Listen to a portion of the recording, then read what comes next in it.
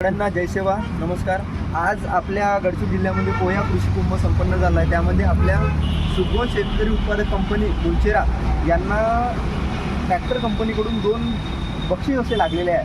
तर ते बक्षीस कोणत्या स्वरूपाने त्यांना मिळाले आणि त्यांनी कशा पद्धतीने बक्षीस जिंकण्याचा पराक्रम केला ते आपण विचारून घेऊया. तुमचं नाव सांगा. दिनेश कलाम.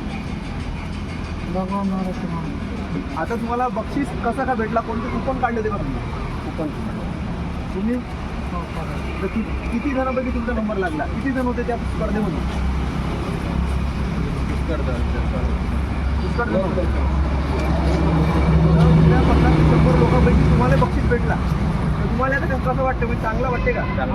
या सगळ्या जणांपैकी तुमची निवड झाली फक्त बक्षीस. तुम्हाला आनंद वाढून झाला का तुम्हाला? तर आता या सकाळी तुम्ही या कार्यक्रमात आले, बरोबर आहे?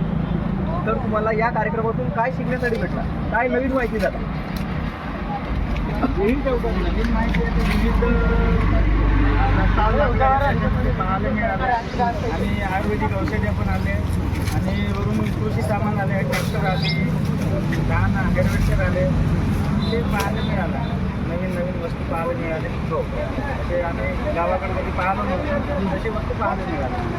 म्हणजे आपण जो दरवर्षी कृषी महोत्सव साजरा करतो त्यातून शेतकऱ्यांना हे फायद्याचे आहे का?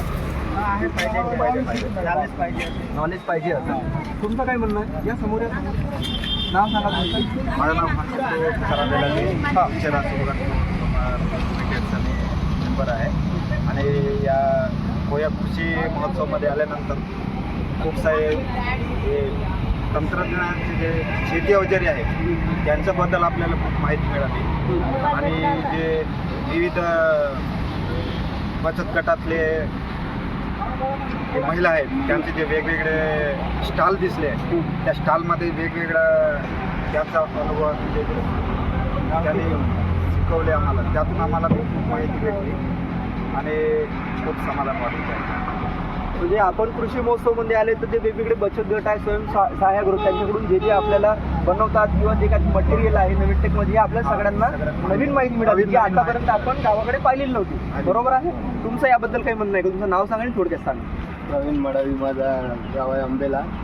गडचिरोली जिल्ह्याला आलो आपण पोया कृषी कुंभ आहे असा मेळावा होता. चांगल्या प्रकारे इथं आपल्याला मार्गदर्शक आणि त्याच पद्धतीने आणि आमचे जिल्हाधिकारी शिपाडा सर पण हे आले होते आणि त्यांचे मनोगत व्यक्त केले. मी सहयोगी मित्रपण सुद्धा काम करतो ग्रामसभेचे. तर इथं आल्याबद्दल मला धन्यवाद. तुम्हा सर्वांचे खूप खूप धन्यवाद.